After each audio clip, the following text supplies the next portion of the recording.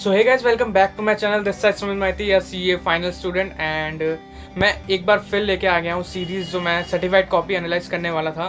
तो आज मैं लेके आया हूँ कॉस्टिंग की मेरी सर्टिफाइड कॉपी, जिसमें मुझे 54 मार्क्स मिले थे।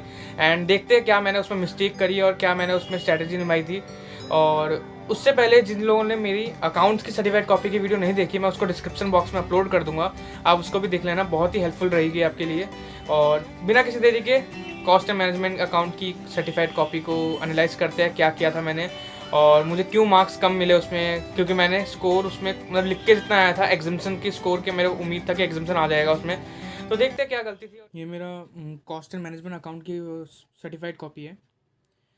कॉस्टिंग का पेपर बहुत ही मतलब इस बार का पेपर नवंबर 22 का ईजी आया था एज़ कम्पेयर टू मई 22 के। तो इसमें मेरा उम्मीद था कि एग्जाम्शन स्कोर करूँगा और लिख के भी उतना आया था कि एग्जाम्शन करूँगा, लेकिन पता नहीं क्यों मुझे एग्जाम्शन मिला नहीं। 54 आए थे मेरे कॉस्टिंग में। और देखते हैं कहाँ मार्क्स कटा है। मैंने थर्ड एक से स्टार्ट किया जो मुझे सबसे अच्छे तरीके से आता था।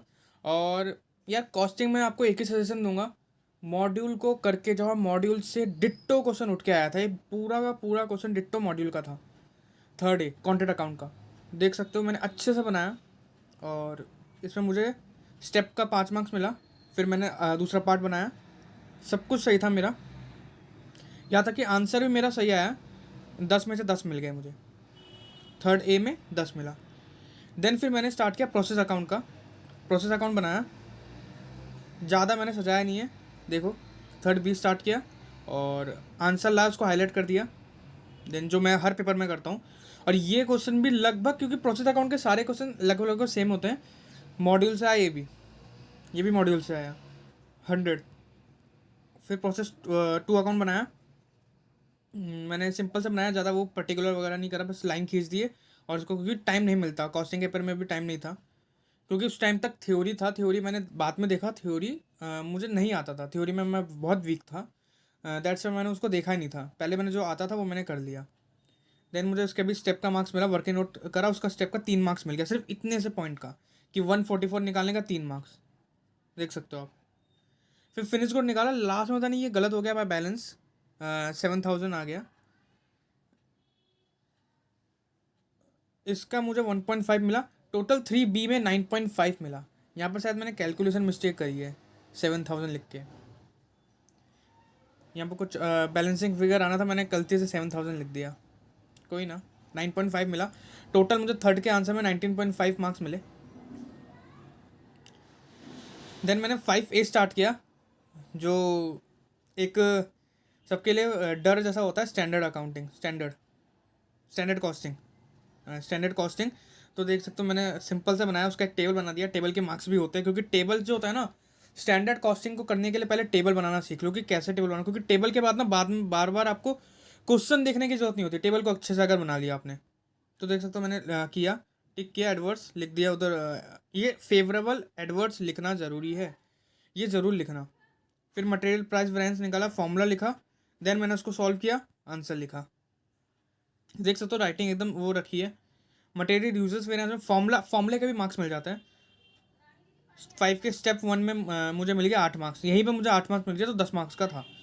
देन स्टेप 2 का मैंने किया, ईल्ड वेरिएंस का 1 मार्क्स इसमें मिल गया। 5 के ए में मुझे 9 मार्क्स मिले हैं, 10 में से 9। मतलब स्टैंडर्ड कॉस्टिंग में बहुत, मतलब सबको ना डर लगा रहता है कि स्टैंडर्ड कॉस्टिंग का क्वेश्चन आ जाएगा तो मार्क्स कट जाएंगे, मार्क्स कट देंगे। देखो 9 मार्क्स मिल गए। ये शायद उससे नहीं था, ये आपका क्या कहते हैं मॉडल से नहीं था, इसका थोड़ा अलग सा वेरिएंस कर दिया था इसका थोड़ा। देन 5 भी स्टार्ट किया, रिकन्सिलेशन स्टेटमेंट। इसको मैंने किया, बहुत गैप दिया बीच में, मैंने पहले ही गैप कर दिया था, ऐड का ऊपर कर दिया, ज़्यादा लाइन करके लेस का कर दिया। देन देख सकते हो मैंने ऊपर से लीगल चार्जेस और ये स्टार्ट किया। मुझे पूरे 5 में से 5 मिले। 5 के उसमें मुझे 14 मार्क्स मिले, 14 मार्क्स मिले यहाँ तक। इसमें मैंने शायद एक क्वेश्चन छोड़ा होगा, इसमें 5C होगा, वो मैंने छोड़ दिया होगा।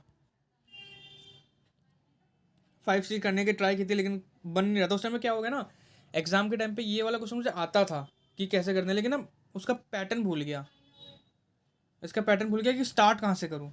देन जब मैं बाहर निकला, अपने फ्रेंड से पूछा, यही आंसर था, जो मैं कर रहा था वो सही कर रहा था। देन फिर बहुत दुख सा हुआ कि यार 5 मार्क्स रह गए। आंसर सेम यही था, अगर मैं इतना भी करके आता तो 2.5 मिल जाते, इतना भी अगर मैं करके आता। इसको करा, फिर देख सकते हो मैंने 5C को फिर ट्राई किया था, लेकिन नहीं हो पाया 5C का भी आंसर।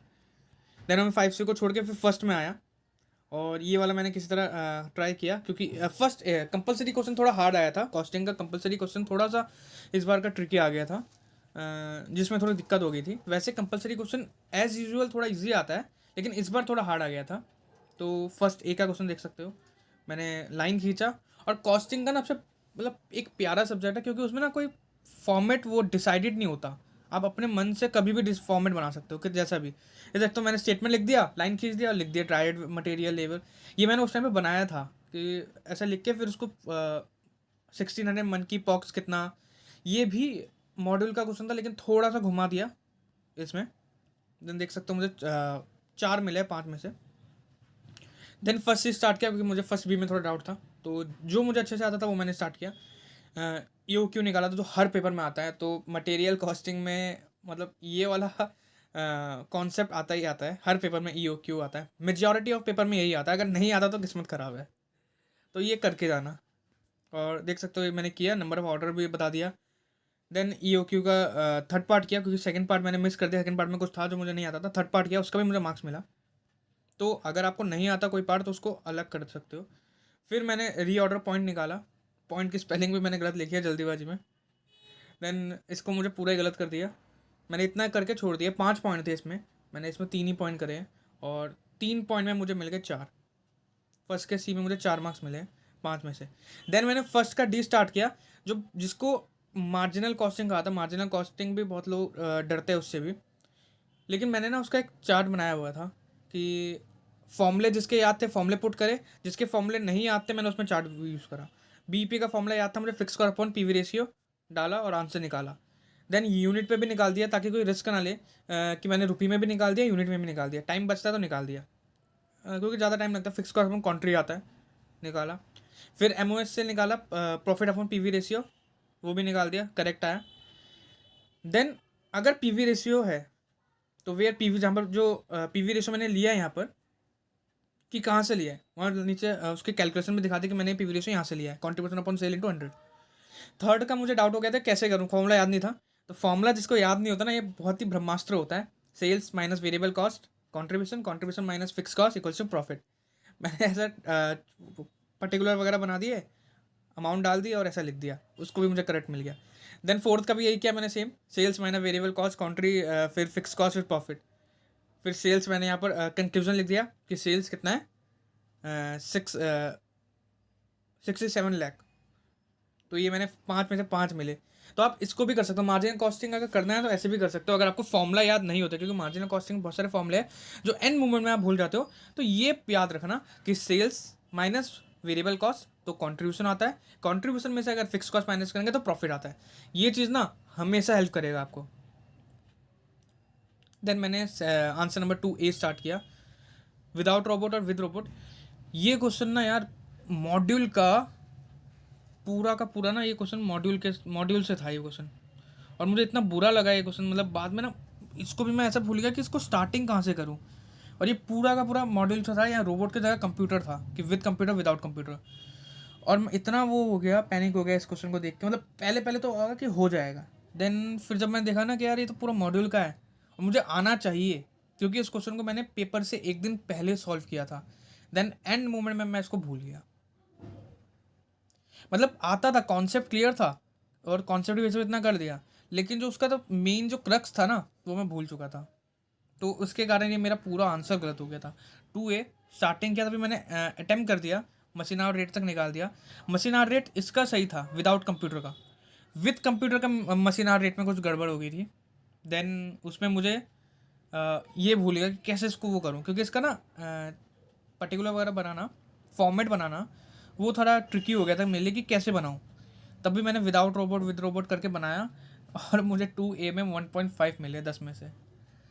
और आगे है कि फिर मैंने पेज उसके लिए छोड़ा था कि अगर बाद में टाइम मिलता है तो मैं उसको सॉल्व कर दूंगा अच्छे से। 2C स्टार्ट किया, एक्टिविटी बेस्ड कॉस्टिंग का, मशीन आर रेट सिंपल ही करा, और ये भी लगभग मॉड्यूल से आया। तो मैं फिर से कह रहा हूँ यार, मॉड्यूल को अच्छे से करके आना, मॉड्यूल को मत छोड़ना, मॉड्यूल के एक एक क्वेश्चन को सॉल्व करना। 3 मार्क्स यहाँ मिले वर्किंग नोट का, देन यहाँ किया, टोटल 2C में मुझे 4 मिले हैं, 5 में से 4 है। देन मैंने 4B स्टार्ट किया, और पता नहीं यार क्यों मुझे इसमें मार्क्स ही नहीं मिला। ये मेरा आंसर लगभग अगर ये 10 मार्क्स का है तो मुझे इसमें कम से कम 6 तो मिलने चाहिए थे, और ये मैं गारंटेड था। आई डोंट नो क्यों नहीं मिला, शायद ओवर राइटिंग की वजह से नहीं मिला कि क्यों नहीं मिला, लेकिन ओवर राइटिंग का तो कोई वो क्राइटेरिया होता ही नहीं है। इतने में मिलना चाहिए था मार्क्स, क्योंकि इसका ये भी मॉड्यूल से था क्वेश्चन, और पता नहीं क्या हो गया, मुझे मार्क्स में 0 दिए, जिसमें मुझे गारंटीड था। जब मैंने घर पे भी आके इसका कैलकुलेट किया था तो मुझे गारंटीड था कि इसमें 5 या 6 तो ज़रूर मिलने चाहिए, और पता नहीं क्यों नहीं मिला। देन 4A स्टार्ट किया, इसमें भी पता नहीं रैंकिंग निकालना था, रैंक में भी मुझे मार्क्स नहीं मिले।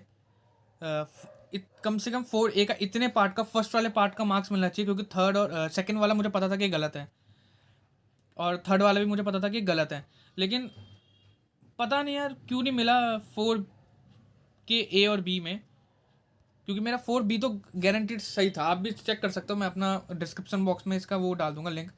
ये वाला क्वेश्चन यार कम से कम अगर मैं किसी को भी चेक कर रहा हूँ ना, तो इसमें मुझे नहीं करके कम से कम 4 या 5 या 6 तो मिलने चाहिए थे, और पता नहीं क्यों नहीं दिया। देन 4A का रैंकिंग वाला मेरा शायद सही था, और ऑप्टिमम प्रोडक्ट मिक्स तो मुझे पता था गलत है। देन यहाँ पर अब मैं अपना वो 1B जो मैंने बोला था ना एक था लास्ट में करूँगा, वो भी गलत था मेरा, और फर्स्ट के मुझे 13 मिला जो टोटल का, ये मुझे गलत है, मुझे पता था गलत है, तो इसमें मुझे वो नहीं है, लेकिन जिसमें मेरा था कि भाई सही होना चाहिए वो मेरा पूरा गलत कर दिया। अब पता नहीं क्या हो गया। देन 2B स्टार्ट किया, जो मुझे लास्ट के टाइम पे लगा था कि यार कर लेना चाहिए, टाइम बचा है तो। इसमें भी मैंने कर के फ़ायदा किया, क्योंकि मुझे इसमें भी 2 के उसमें 2B में मुझे 1.5 मिल गया, और एक मार्क्स की तो कीमत सबको पता ही है, एक मार्क्स से बहुत कुछ हो जाता है, तो 2 में मुझे 7 मिले। अब मैं टोटल बताता हूँ मेरे कितने कहाँ पर कैसे मार्क्स आए हैं। देन फर्स्ट वाले क्वेश्चन में 20 में से 13 आए, देन क्वेश्चन नंबर 2 में 20 में से 7 आए, क्वेश्चन नंबर 3 में 20 में से 19.5 आए, 4 में यार पता नहीं क्या कर दिया, लेकिन 20 में से 0 आया है, ऐसा तो होना नहीं चाहिए था। 5th में 20 में से 14 आए, एंड 6 वाला मैंने तो थ्योरी था, तो थ्योरी को मैंने देखा तक नहीं, क्योंकि मुझे इनमें से आते थे, मैं थ्योरी को देखा नहीं। आई होप आपको ये वीडियो पसंद आई होगी और हेल्पफुल रही होगी। अगर आपको ये वीडियो पसंद आई है और हेल्पफुल रही है तो आप इसको आगे शेयर करो, और मेरे चैनल को सब्सक्राइब, लाइक, कमेंट, एंड मिलते हैं यार अगली वीडियो में।